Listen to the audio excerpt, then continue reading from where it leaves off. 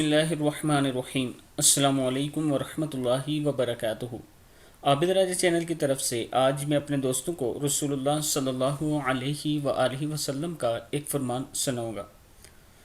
रसूलुल्लाह सल्लल्लाहु अलैहि वसल्लम ने इरशाद फरमाया, जब कोई शख्स कुरान शरीफ पढ़ता है तो फरिश्ते इसके दोनों आँखों के दरमियान को एहतरामन बोसा देते हैं। फिर सुन लें, रसूलुल्लाह सल्लल्लाहु अलैहि वसल्लम ने इरशाद फरमाया, जब कोई शख्स कुरान शरीफ को पढ़ता है तो फरिश्ते इसके दोनों आँखों के दरमियान एहतरामन बोसा देते हैं।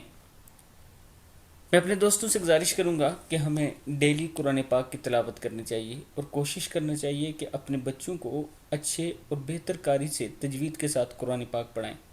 आप दोस्तों ने इस वीडियो को आगे ज़रूर शेयर करना है। अस्सलामु अलैकुम वरहमतुल्लाहि वबरकातुहू।